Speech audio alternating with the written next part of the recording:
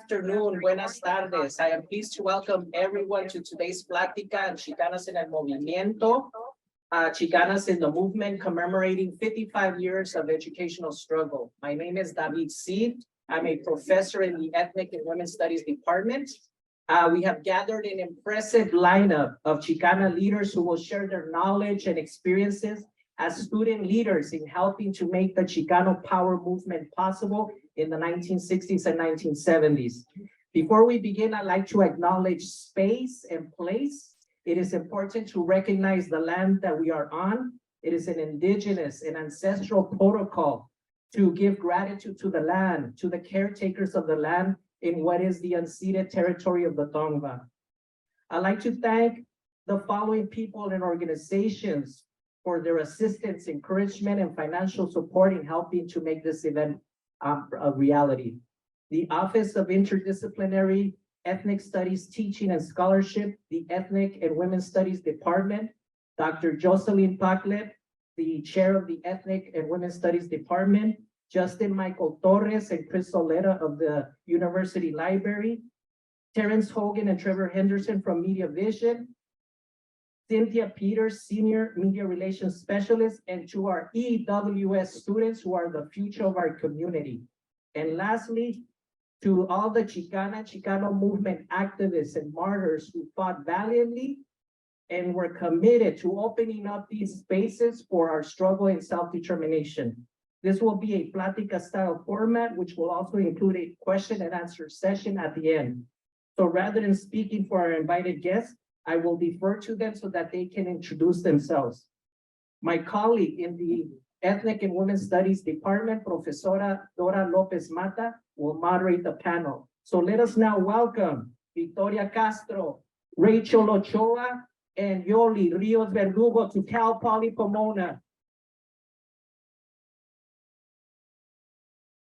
Hello, everyone. Hello, everyone. Can you all hear me? Yes. Awesome. Well, thank you for being here. I'm super excited. I got to meet some of you on the elevator. So yay. That was such a, we knew that you were our guests. So thank you for coming. We would like to hear a little bit about yourselves. Like tell us your story, a little bit about you all. I'm a former teacher, so I have to stand. I can't sit and talk. My name is Vickys Castro. I graduated from high school, and so then now you have to do the calculation in 1963. So during the walkouts, I was already a college student, like very much like you. But my community participation started right off, and you need to give me a time, porque puedo hablar por horas, wait like 3-4 minutes. I was very fortunate my senior year of high school to be invited to the very first Mexican-American Youth Leadership Conference at Hess Kramer. And it took me out of my barrio. As I said, I went to Roosevelt High School. That time, that was just last time. There was nobody else. I didn't even know I was a minority. And then I interacted with students from all over LA County that definitely were minorities in their school. And I started to hear their struggles and understand what my struggles were. And that I wasn't being promoted to go to college, that I had teachers that just wanted to put me right after high school on the workforce. And luckily I had brothers that were already at UCLA. So that was the only people that guided me, told me you got to take those academic classes. Well, I went on, and then after Hess Kramer, shortly after I met some of these people, we began an organization, first called Young Citizens for Community Action, that turned into Young Chicanas for Community Action, that later on became the Brown Berets. I was very fortunate to be the first president, but I think the most important thing that I want to say about the walkouts are always noted in 1968. The planning for the walkouts really began like in late 1965. We were very fortunate to be YCCA members and to work out of the Church of the Epiphany, and we were trained as organizers. So we started visiting campuses, and at that point, there were team posts from the War on Poverty and interviewing kids what's happening at your school? Has everybody talked to you from college? What's the discipline like? And we were smart enough to have surveys. And at one point we had compiled over 3,000 surveys, which validated no college opportunities for the majority, high discipline, lack of food that kids liked. And so that was the beginning of us thinking about what do we do with all these things that our students are complaining about. And I think I'm going to leave it there. Okay. Thank you. I better stand up because I'm already so short. So, hi, I'm Rachael Ochoa. Said that as my primary thing. My husband and my son should be around here. It's my brother and my other brother, my sister-in-law are here somewhere. They got lost with getting the permit passed. But however, I come from, well, actually my family roots go back to Chavez Ravine, if you know of that iconic place. And where my mother's family grew up. And then when they left, they found other places like in Boyle Heights. And I was born in Los Angeles, but I was raised right on the line of Boyle Heights in East Los Angeles. So I'm one of 11 children. Almost all of us graduated from Roosevelt High School.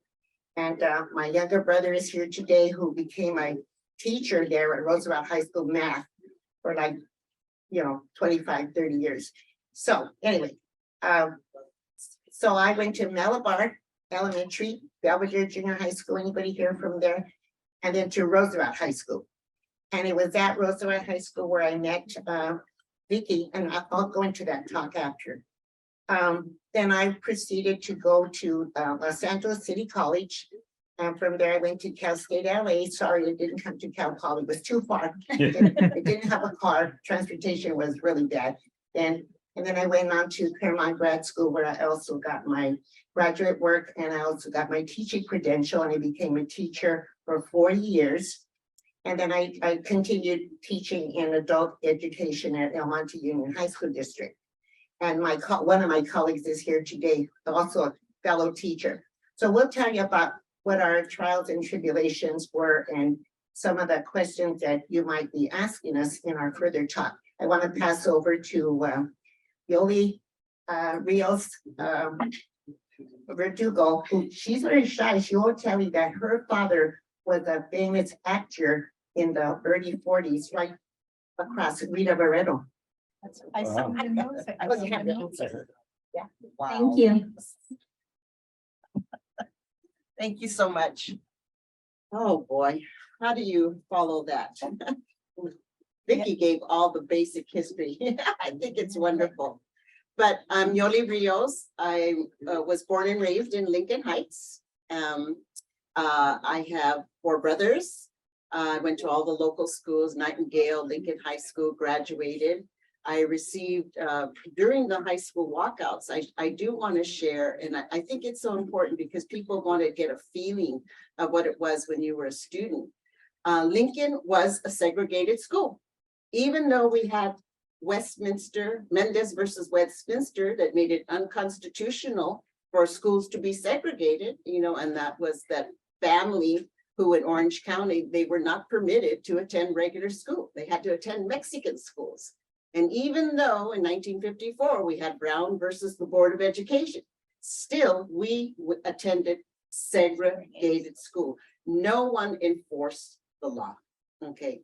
So as Vicky had said, I didn't know our communities were any different from the West Side or Pacific Palisades because we were segregated. And our economic status, as Mexicans, Chicanos, Latinos, kept us in a very familiar. And I think, I thought I had a very good upbringing. People loved us, the community looked after you. I think I had a good upbringing and a good sense of community in being raised in Lincoln Heights. At Lincoln High School, I do want to share, as Vicky had her brothers and who were older, I had my uncles who went into the Army, went into the Navy. And they had also attended Lincoln High School. So they were the ones, fortunately for me, who told me I was firstborn, a woman, a Latina, and they said, I want you to go to college. So in order for you to go to college, you're going to go to Lincoln and you're going to tell your counselor that you want to be a math major, because it is being a math major, math and science major, that will place you on a academic track. That was important. As Vicky said, they saw a Latina, take business classes, take typing, take home ec. You were tracked. No one else was, it was very difficult to get into an academic track. So my uncle said, you're gonna commit to an academic track, math and science. I did. So here's what my experience was. I took algebra 1, 2, everything that I needed to. I'm in my trigonometry class, and I want to give you a sense of the kind of discrimination or lack of ganas on the part of the teachers there. On the 3rd week of my trigonometry class, the professor comes in, he lays out a green little mat, brings out his golf club, and he putts for a little bit. Of course, when you're in higher math, you pretty much know kind of the rules and what you're going to do. He would put the assignment on the board. He would help you if you had a question, but never did he give you further encouragement. And in my math classes, there weren't many Latinas, Chicanas, women, young women in that classes. And I think that's the example. We were inferior. We were not going to exceed. It was odd that, you know, even whatever Latinos were in this math class, that they were there. They would probably go on to work anyway. They had no high expectations for us. If he had been up there to encourage me, I could have been the first astronaut at finding a career in engineering. I just think it was really something that it just showed how they had lacked the interest and lacked the ganas to teach Mexican students. After Lincoln, I graduated, I went on to Immaculate Heart College. After that, I went to Cal State LA, and then I got very much involved in the labor movement. And from there, I went on to work with the California Nurses Association. And I think it was a good career because we were politically active. We're one of the strongest nurses union in the country. And I think I'll leave it at that. I'm sure there'll be other questions. Thank you. Thank you so much. And thank you so much for being vulnerable, because talking about all of that it takes a lot. So you kind of answered this question, but I really want to hear more about it. Can you share your experiences as a young Chicana in the Movimiento? And what was the response by your parents and family? I know. Good question. Let me put the green light on. Woohoo, here we go. I have the green light. You know, I've known Yoli for some time, but I also was a math major and I was a math teacher. And my first calculus class in Cal State LA, I was the only female, and the professor said, "Are you here to drop the grade point average?"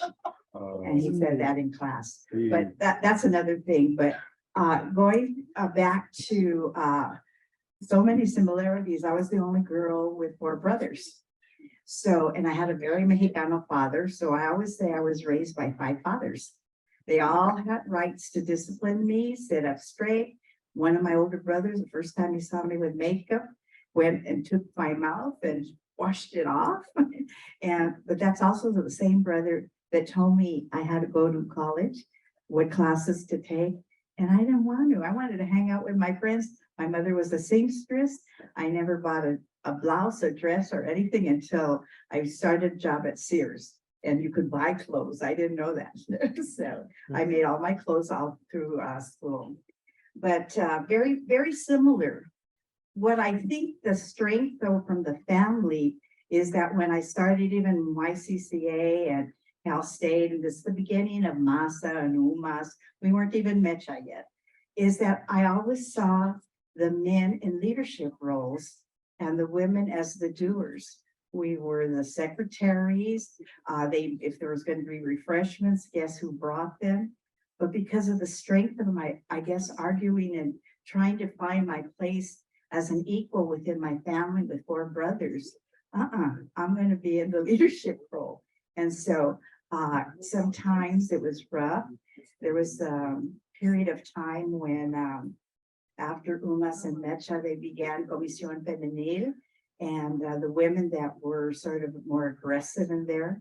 At that time at Los Angeles had a football team, and it was called the Rams. They were there, and they had a group of linemen called the Fearsome Foursome.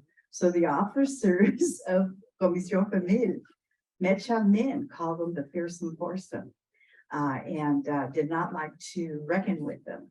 So it was very difficult, but I knew I was equal because as much as I argued with my father and my brothers, they held me and taught me how to speak up, and not only automatically, and I'm not putting down any female roles because I can cook and sew and do all that kind of stuff, but that I wasn't limited to that. But it was a struggle. And after I sort of realized it, it became a challenge. So when there was a comité or something, and I saw all male, I'm gonna go put myself in there. And and I would argue. And then I found that strength as I went on through my career. I also became a 7th grade math teacher, but then I became an assistant principal, and I became a principal, and I became a board member of Los Angeles. And I didn't like being a policymaker. You weren't working with gente. You were seeing kids change. So I decided to go back to being a principal, and God blessed me. I was able to retire from the school, Hollenbeck, that I attended in Roosevelt. I got to retire from the school that I attended as principal. So that was a real blessing in life. But I had fun telling the kids. Let me tell you about a story about going around the block here. And so I didn't realize how much we had in common, but it was a very hard struggle then for women to be in math and science. I sort of worry now as a principal when I was leaving. I was starting to worry about the young men because Hollenbeck is still a predominantly Latino school.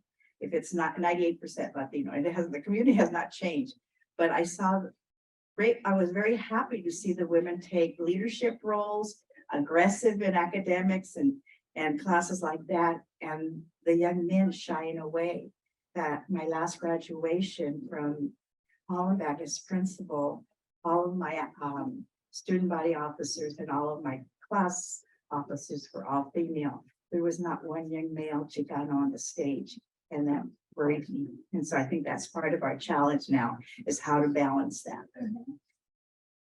Thank you, thank you. We have a masa house here outside of the library, the Mexican American Student Association. So yes. Wow, that's incredible. So as I'm recalling, the question was our early involvement, something to that effect. And so I just want to tell you that my early involvement began when I was about 15 years old. However, prior to that, I guess I was kind of involved here and in my thinking because I had an incredible mother. And after even 11 children, she even still went back to college and became a social worker for 25 years. So she was a role model that I kind of followed. She was involved with Bert Corona. Anybody ever hear of this? Baba? He was her mentor, and she got involved with the community service organization with Yoli Rios right in Boyle Heights. And it's funny because she was doing her thing and I was doing my thing. My mother was meeting all these people like Frances Crisostomo, who is the mother of Paula Crisostomo, and who knew? So our mothers kind of influenced us, but even if they didn't tell us, we were kind of following in their endeavor as well. But my most concerned thing when I was young was that different people follow different aspirations. And I remember at that time, one did not know that one was poor. We didn't know that we were disadvantaged or disenfranchised in any way till we got to college or beyond that. And this is because somebody in the data or their statistics tell us that if we're under the poverty line or wherever, so this is a shock to us in the sixties when we're going through this kind of thing. And when people point that out, then you begin to feel, oh my God, you begin to feel like ashamed. But I never felt ashamed. I think that anybody here, as long as we have a roof over our head, your parents feed you, you have a good equal opportunity education in front of you, and you have parents who care about you. I think that says a lot. And of course, you have your culture, your family, all that. However, I got involved with, and all I wanted to do at that time, the only reason I joined student council was because I wanted to be a cheerleader. And I said, oh my God, you have to have a high GPA. So I can't go below the GPA if I want to stay and become cheerleader. And I started moving up. I became the head cheerleader the year before the walkouts. So I already had known a lot of students, but in my last year, I did notice some things. At Roosevelt High School, there was an area, Dr. said, I think you went to Roosevelt. So, you know, I used to call it the tunnel. It goes under. And I went in there to campaign and to solicit votes. And so while I was down there, I noticed that so many of the students said, oh, can you see? And said, oh my God, no, not very few students spoke English. So what I encountered there, some of my classmates were expecting, and they were hiding under the tunnel. They didn't have this child development program. They had nothing to help these unwed mothers with their babies. They had to hide under coats. And then all these, at that time, they called them the non-English speaking students. So one day I got this idea, and I asked my mother, can you make some extra cookies? She would make cookies out of anything, oatmeal, anything, and give me a bag full, and I would get and pass them out with these little things to solicit votes. And they would eat them. They would eat them. And then I got more creative and I said, can you make me some extra burritos? Because these people were not eating. They didn't have any free food service there. If they were lucky, they could bring, and even if they were eating burritos, they were eating it hiding, being ashamed of eating a burrito at that time. So that's what kind of got me thinking about things, but I kind of put it over there. When I finally, the year before that, I got to go to Campus Kramer, but not because the school recommended me. It was because my best friend's father, Mr. Art Almanza, was working with the County Commission of Human Relations. And he said, hey, Rachel, we need some people to go to this leadership conference. And I said, okay. So he said, hey, do you have any cousins or anybody we want to fill them up from? I said, oh my God, cousins. And I gave him a whole list of all my cousins in the whole county and Franklin High School, every kind of high school. And so I went. But when I came back from, that's where I probably met Vicky. She may have been one of my counselors at that time. And I got to meet Paula, Crisostomo, Moctezuma Esparza, now a producer of films and owns like 9 theaters in California, just a very successful and in good heart. I met everybody there. And then, David Sanchez went there, but I knew David from high school. And but these other people were recommended by the counselors and I wasn't. When I came back from the from the camp, actually it was a Jewish camp. I don't know if you know that. It was in Malibu. It's a wonderful weekend. And they take you away and you never know about that these places exist. You're by the beach, you feel like you're wine dining with the upper crust Latinos all over the place. And that's where you learn things. When I came back from Campus Kramer, my whole attitude and thinking, of course, I met Sal Castro there and all the people that had to do something with the conference. You come back with a different mindset and you look at things differently. So one example, my history teacher made a racial epithet, made a slur. And the class that I was in, because of tracking, we never knew students who were outside of our track. So he made a slur and they all laughed. They thought it was so funny, but I was in the front row And for some reason, that aha moment, I didn't think that his joke was funny. And just as they were laughing, I'm right in front of him and he muttered, "Oh, those dumb Mexicans, they don't even know. They don't get it." Oh my God. That made the biggest impact on me because I always thought, he treated us so well, but that was not good. So that was one of the things where I knew I had to get involved in the community in some way. So I'll let you go, but that's later on, we formed YCCA, as Vicky said, and we'll take you there after we have our turn. I'll pass it on to you. Thank you. Whoops, okay. So, in terms of gender discrimination, or as a Latina, what we faced, I was the oldest, of my 4 brothers. So I had my role cut out. I was the most responsible. I took care of them. But in school, I think because I had the encouragement and I was on an academic track, I think I felt some confidence. And my mother had just told me, put me aside when I went to high school. She goes, "You're a woman, you're Mexican, and you're going to have to fight. And that's what I'm going to tell you once you go to school. You're going to stand your ground, get what you need, and get a good education." And I took those words to heart. In 1965, there was a program called Girls State. My counselor recommended me to attend that. Women were, young women were, picked from the different high schools. And you did kind of like this whole week, 7 days of, congressional state legislative debate, getting a bill, how to sign it.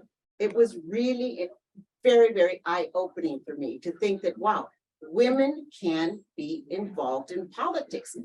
Women can be involved in, state legislators, can be political.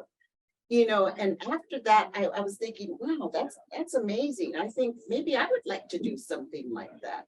And you have to understand, this is happening at the time when there is this whole movement before you, the civil rights movement.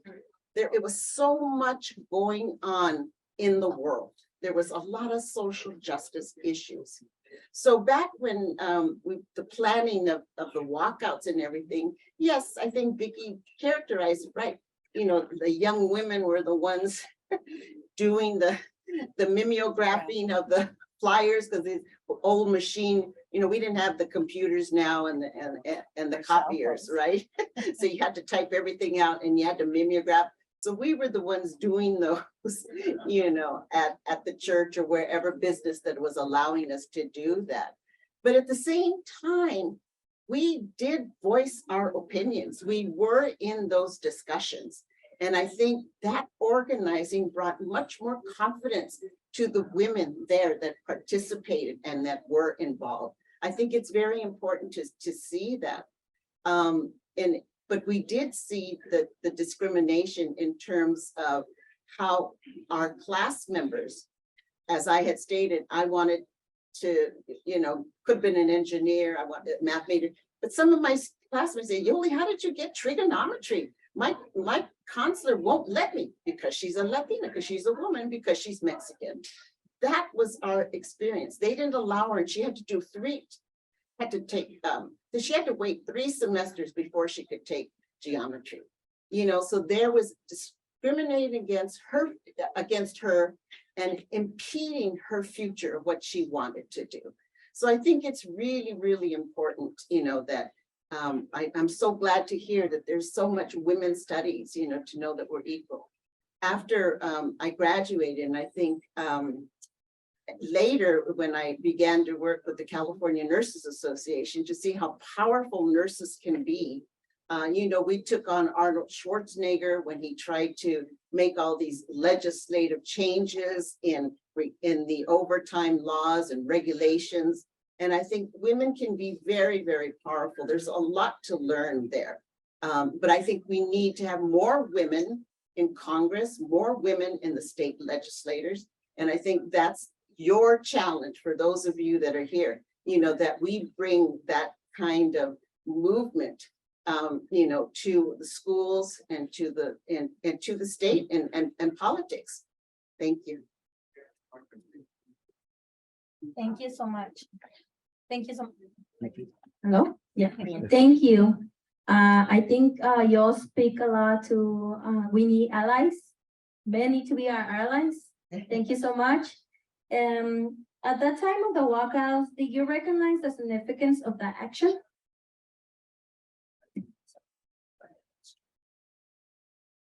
Guess I have to go. Okay. Go in order. Go in order. I love it. They pick on me because I'm the oldest. You know, yes and no. I know we had worked hard and I know that we had tried the normal channels. As I said, we compiled over 3,500 surveys of high school students. We have been meeting through the challenges of the principals, the superintendent. And it wasn't until Sal Castro visited us at YCCA when we were at the Church of the Epiphany. And he said, you can do all this, but until it hits the press, it doesn't matter. And at that moment, that's when we got the idea of a walkout. In fact, it was John Ortiz that said, we need a blowout. It was a musician. And so we were planning, but all the time, I never thought that later on there would be indictments against those that had planned the walkouts. There were 13 that were indicted. And once again, all male, which is okay this time. Paula and I that night were like sweating, you know. And I never ever conceived or even thought that we were breaking the law in any form. I thought we were, now we would use the term justice struggle. We knew we were right. We knew things were wrong. And that's what guided us. And so I have one little joke. I hope I have time. As I said, I later became a principal. And so my job on the day of the walkout at Lincoln was I was applying for teacher assistant. So I was assigned to detain the principal in an interview. So I set the interview up for the time of the walkout, chit-chatting, little notes are coming by. I know what exactly was happening. People that are going to be yelling walkout are coming on campus and he's getting the notes and I'm pretending like I'm being interviewed. And then finally he excuses himself. And then I walked out to the halls that said walkout, walkout. So, but later on as a principal, I said, oh my God, what did I do to that principal? But so there just moments like that I enjoyed. But I really never thought anything negative until there was this newscaster at the time, George Putnam, who was every day my father followed the news with him, that was indicating that we were communist and infiltrated, that we were doing this or that. And my father actually voiced to me, I never thought I would raise a communist. And I was so stunned. I go, I don't know what that means. You know, I'm doing things that you have taught me to speak up when something is wrong. And that's all I'm doing. And he said, I got it. And that was the end of that conversation with my dad. And after that, he was totally supportive. Thank you. So, I know we're playing with the mics. so I think we need to talk about, are we going to talk quickly about the impact of the walkouts? We felt that it got some credibility. Yeah, you can So- talk about it. Okay, so that's what I saw in the notes, that now I'm talking about when we go a little bit back. The walkouts did not just happen the week of March 6th. There was planning, years of planning. So when you do any research and you say, oh, March 8th, the day of the walkouts, well, yes, that was the anniversary last week, 55th anniversary. But there was all this planning, as Vicky said, and it had to come together because we had to be a network of students being in contact with all the schools that we felt that were in this group together. Of course, we could only relate to the 5 main high schools, Roosevelt, Garfield, Lincoln, Wilson, and Belmont. We didn't know at the time, I have a colleague here who said that they were also involved in the high schools in Santa Monica. And then this thing even took off possibly in the central California and even in Texas. So we didn't know what we were doing. We didn't even know that we were making some kind of an impact or some kind of an imprint on history. But we didn't even know it was part of the civil rights movement. We were just having trouble wrapping around our head about the things that were happening. Vietnam, we were losing our classmates by the dozens, and they were signing up and being recruited on campus. And all of these are Latino Vietnam veterans. I ended up marrying a Vietnam veteran, and you know, the stories he could tell you one day at another venue. But then we had the assassination of Dr. Martin Luther King, the assassination of Bobby Kennedy, the hippie movement, all of these things going on, and yet we felt the need that we had to start with a change that was more nuclear, more in our community. So the walkouts to us helped us to understand this, and we knew that we had to have something done. Vicky was very gutsy. I think she told you about one of the things that she did. And one of the things that I did, I was at City College. Somehow we took the only network we had were regular telephones, dialed up telephones. And Vicky would say, Rachel, you got to get over there because the students don't know that the LAPD there has formed the line. I said, what line? She says, I don't know, because I can't get by because I have to make my way from Evergreen Playground over to Roosevelt. And so we never even saw each other at the day of the biggest impact of the walkout, because not until after, because how could we call each other? We had nothing. We had no social media at all. But my job was just to take the gals that went to Roosevelt, followed me at City College, and we found our way there. And right there, we met up with the Roosevelt students who didn't know that the LAPD, they were in a long line.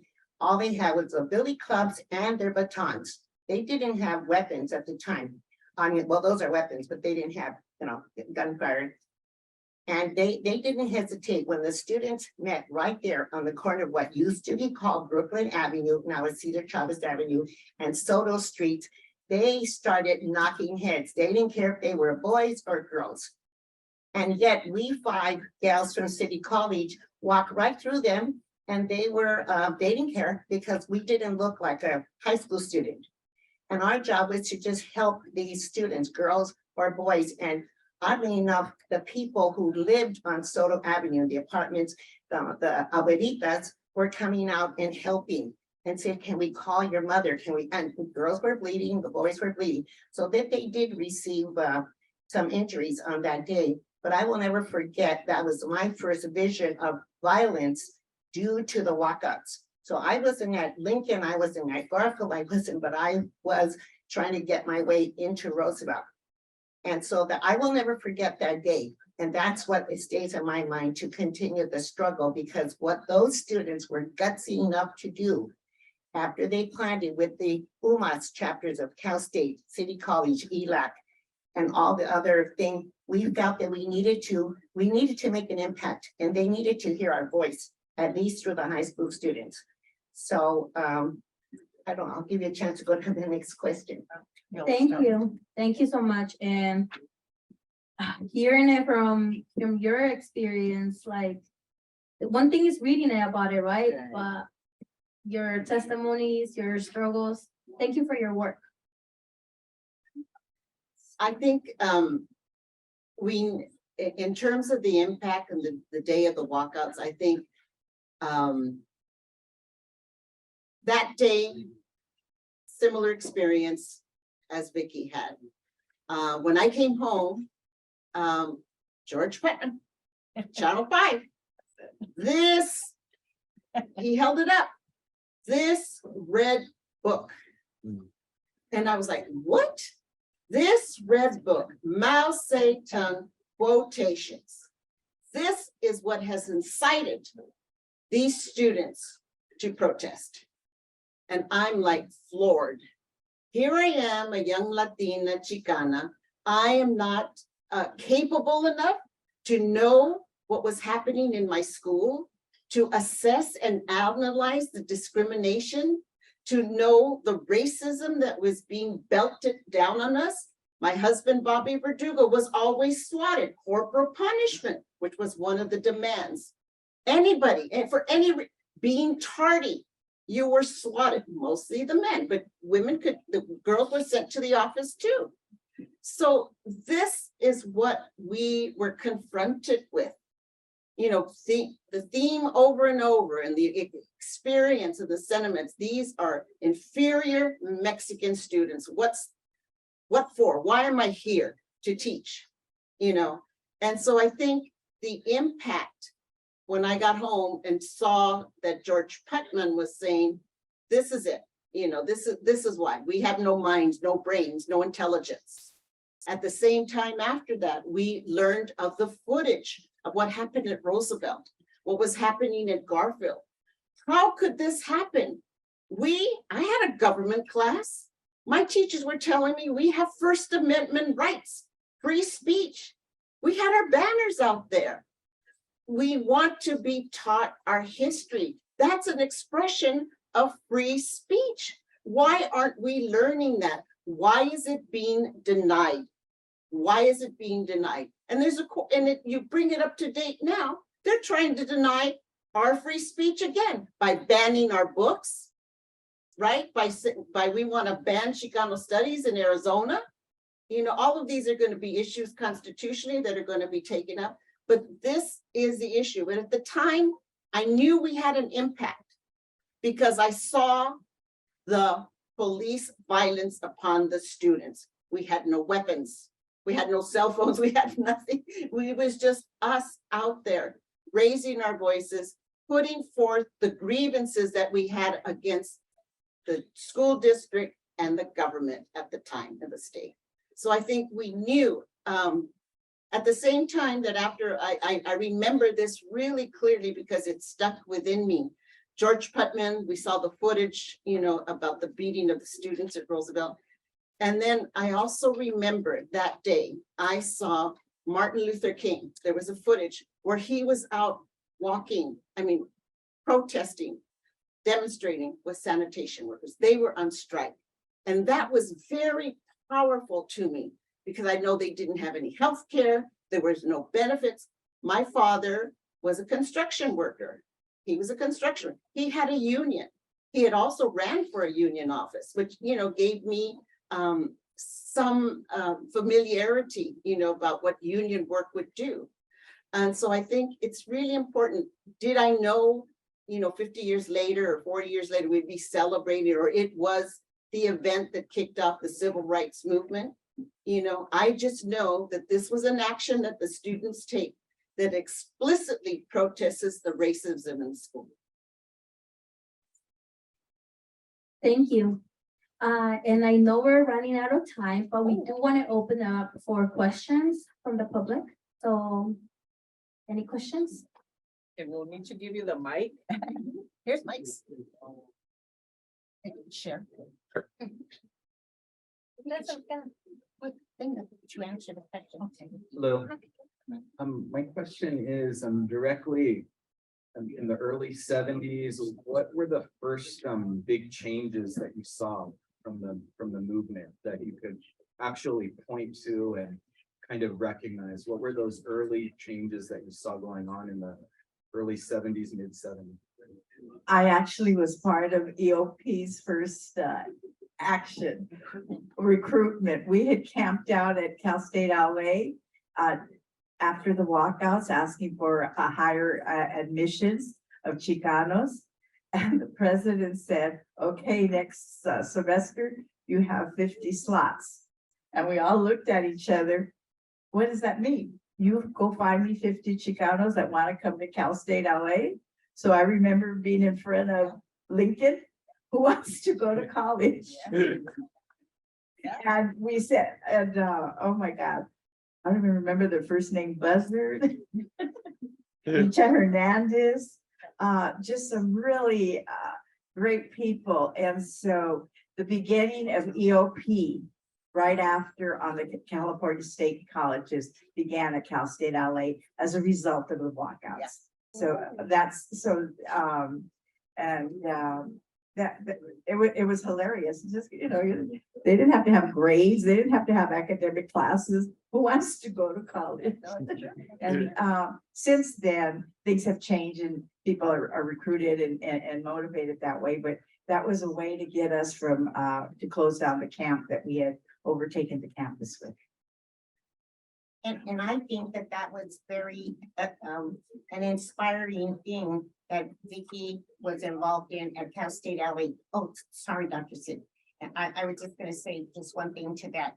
When you went to high school, you don't see really beyond the scope of your community.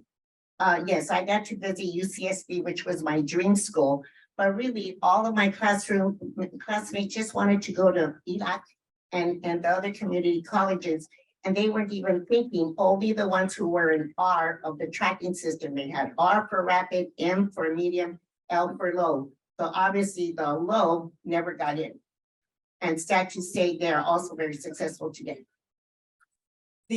Immediately after that year, 1968, although I had graduated, my boyfriend and husband, Bobby Lee Verdugo, Cholo King in the movie, he was recruited to UCLA under the high potential program. Right.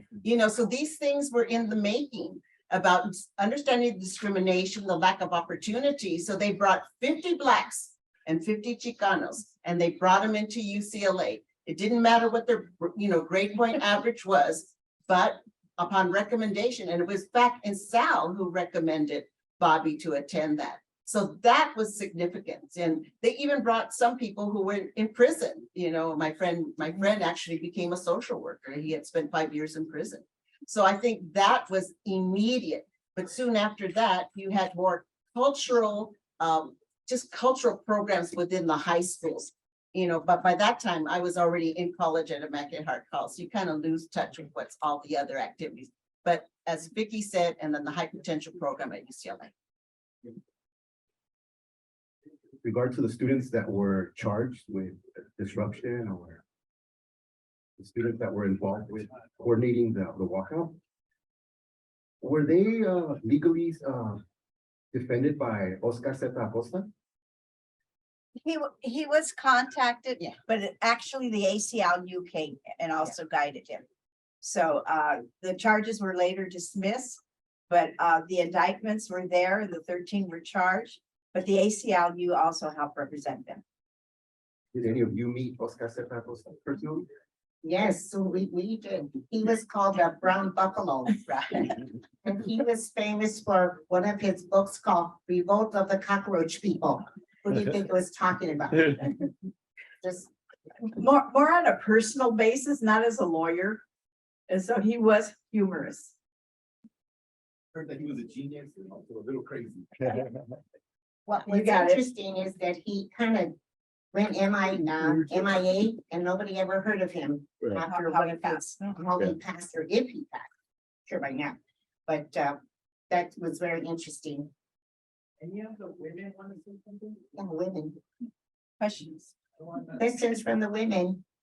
Don't be shy. You need to express your voice. Extra credit. I love it. Okay, we have several questions here from the Q&A online. So the first one is from Macario Ortiz. He says, "Saludos, Paula. This is Macario from Lincoln High School, summer class of '68. My Wow. question is this: how did the events of the walkout change your life?" And then he also says, "Hi, Yoli. I also graduated from Nightingale in 1966. How did the walkouts change your life as well?" Okay, I'll take that one. I think it made an impression upon me, as I had stated, how it changed my life. And I think what you see here is 3 women who went to serve the community. I was a labor rep, Vicky a teacher, Rachael a teacher. People who were in, my husband, Bobby Verdugo, he was a social worker, so I think we went into service of community and understanding that we needed to fight for social justice. At the time, after the walkouts, I went to work at CSO with Tony Rios. And for 2 summers there, we had worked, they had programs in which try again to empower you to find solutions to community problems. And we were very much involved in boycotting grapes. We had even visited Delano and met with some of the farm workers back in '69 that summer. And we understood about the struggle of the farmer, the pesticides, the lack of fresh water, the housing conditions. These are social issues that opened our eyes and impacted. So we've got to look beyond. We can't just look within our own community and what's happening in school, but we are part of the community and we have to look beyond, develop a united front to confront these issues. And I wanted to just piggyback on something that just triggered in my mind. Yoli and I may have been at the same grape field. One morning, I asked Vicky if she was ever there in Delano. And I remember we had to get there by like about 4 in the morning when it's dark. And all of a sudden, I see all these lanterns, people were coming. I heard a noise coming up. And I didn't know that the people were having, were trying to be making a presence there because Cesar Chavez promised to be there to give support to the farm workers there. And it was like God was coming and everybody just like went crazy. And it was the first time I had ever met him. He tried to shake everybody's hand.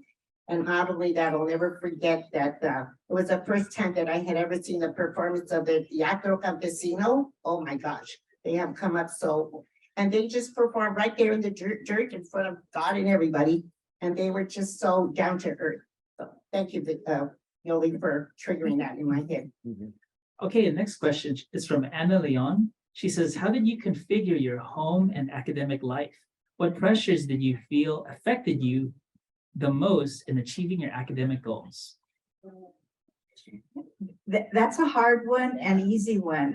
You just keep at it.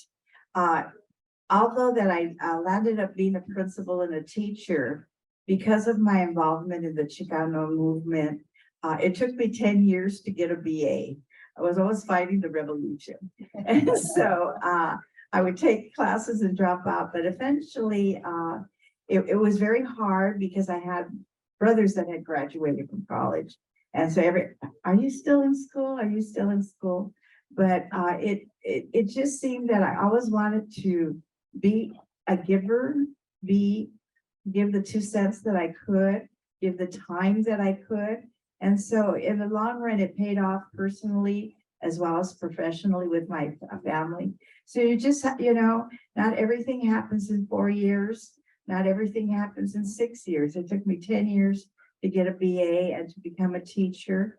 And my whole life had been a 12-mile radius from Roosevelt to Cal State LA. So my first job was as a teacher in Salinas, California. So I went from the picket lines to working with migrant kids.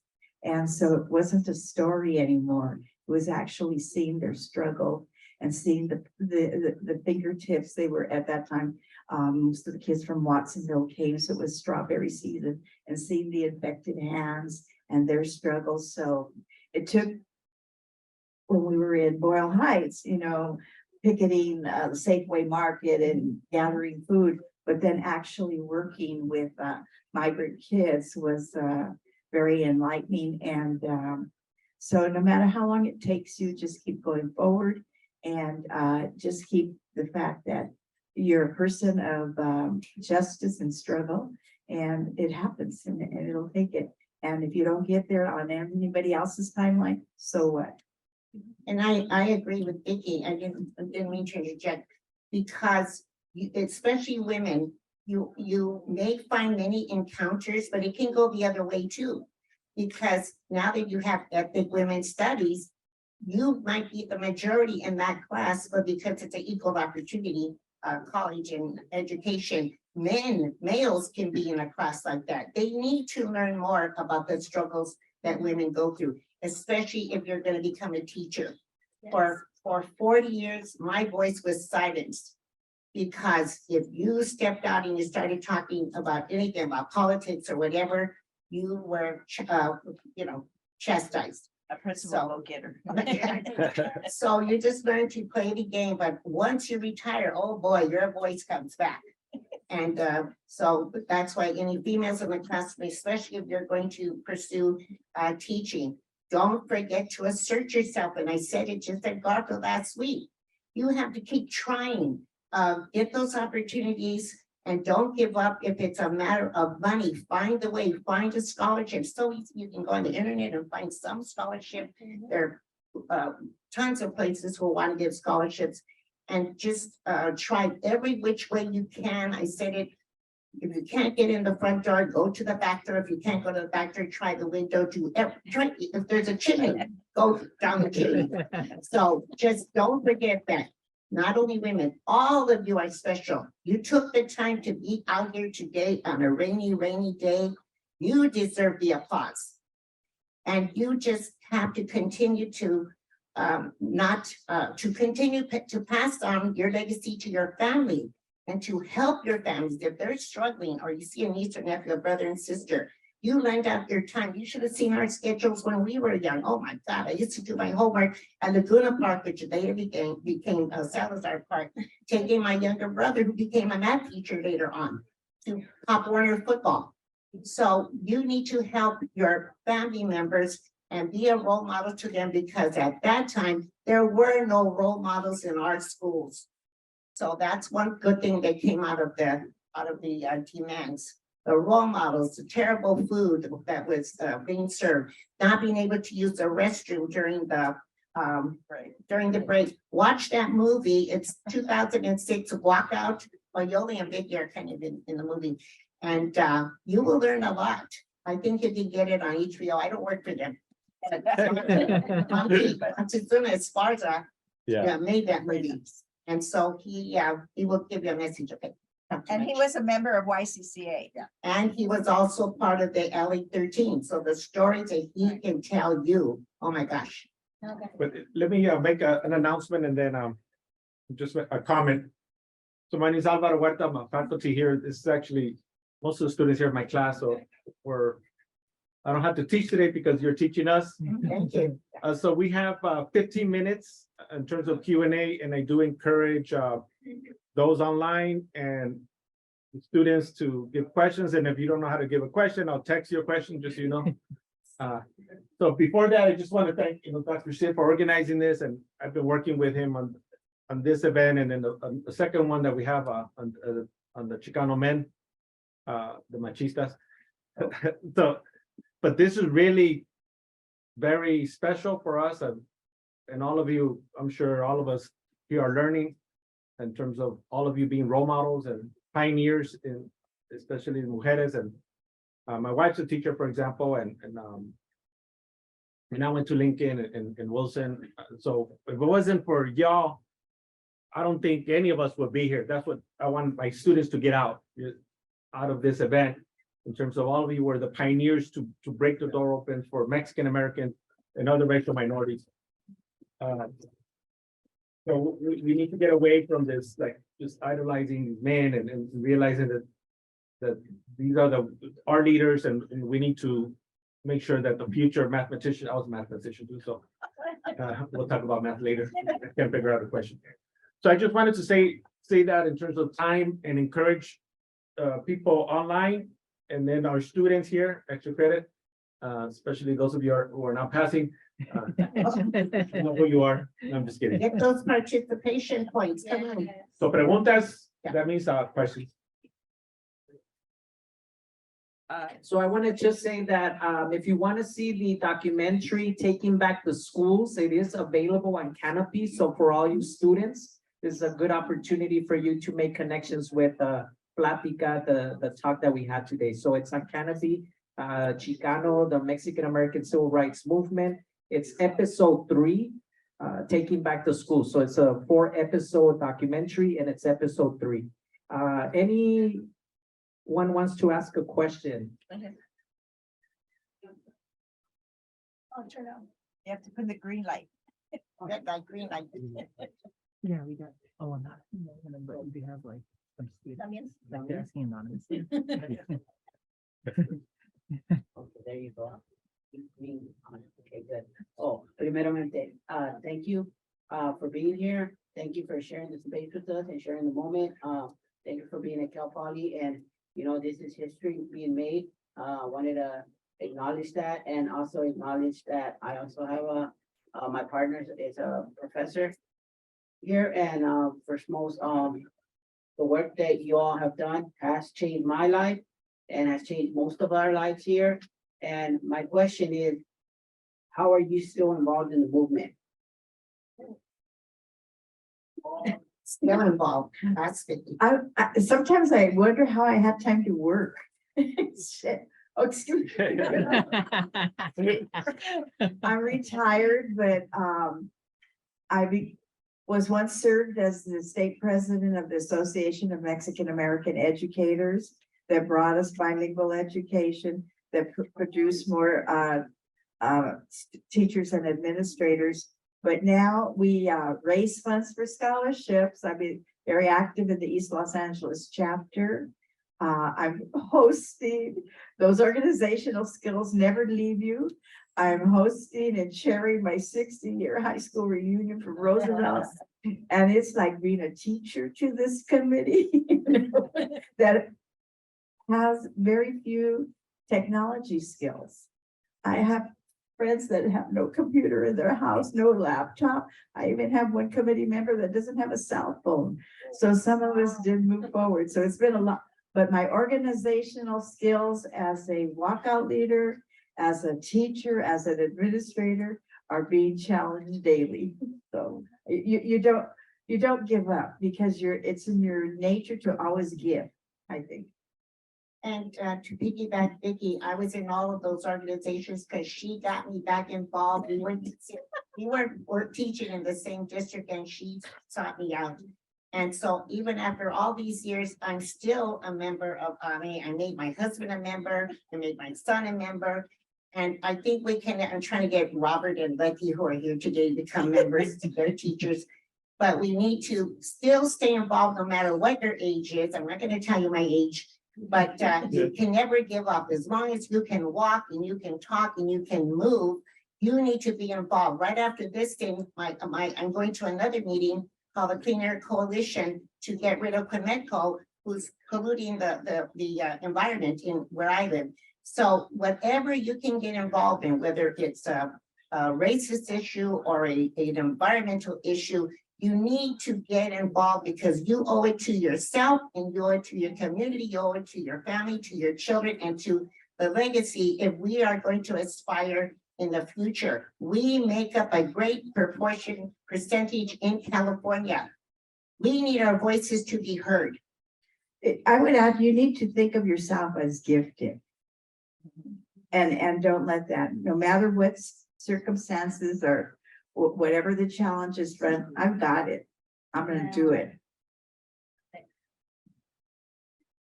So we'll do one more question and then we'll make closing remarks. Okay, we have another question from online. This question is, what important life lessons has your activism taught you? There's always a new challenge in front of you. And that you have gained skills and keep at it. Sometimes I wish I wasn't as active and that I could just clean my house and be home more. But I think it's taught me that hard work, involvement, being around a group that doesn't know where it's going, but is moving forward is rewarding in life. And to be able to turn around and see students that you've touched their lives, that are teachers now, that are administrators now, that are professionals now.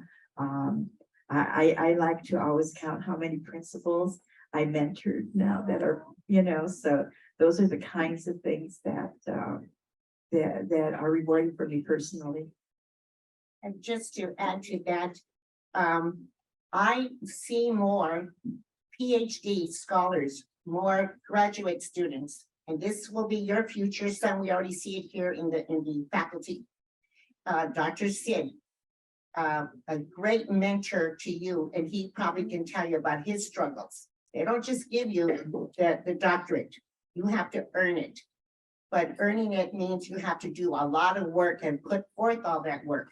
However, where we are 55 years later, even though I see all of this numbers, higher numbers among Latinos and education, I feel we are still underrepresented in comparison to our population here in California, especially.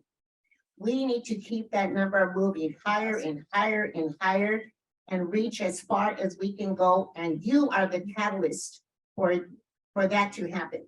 So however, you can climb up the ladder, come back to your community and pay it forward.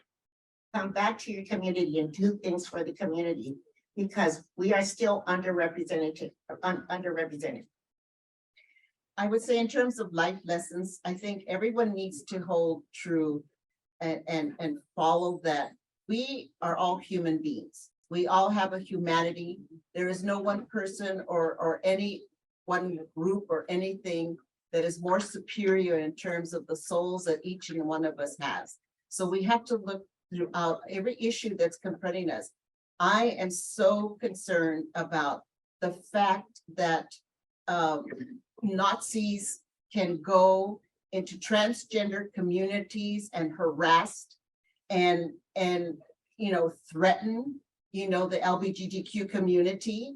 And at the same time, we have legislators in very red states who are banning books, to eliminate and erase the history of social justice issues for all minorities.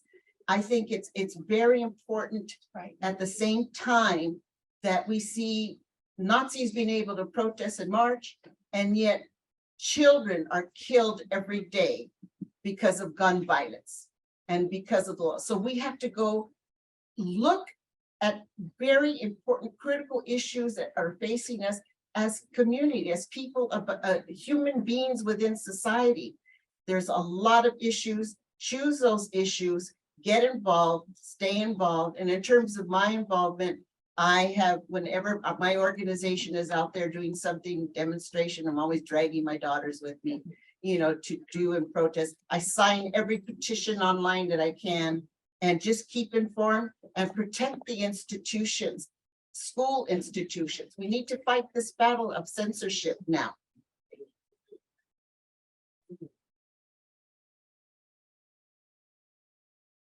So a couple of things. Number one is I put this together. It's a photos collection that I did for my dissertation. So you'll see some of the participants here when they were in high school, the organization that they belong to, the Young Citizens for Community Action. You'll see the first Mexican-American Youth Leadership Conference. Ruben Salazar is in that photo. Vicky Castro is in that photo. So when you have a chance, please come and see it.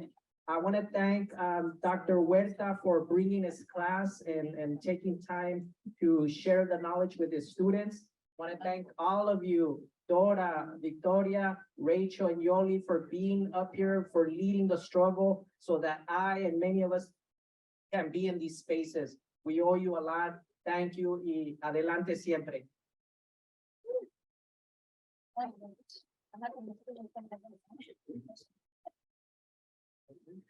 Yeah.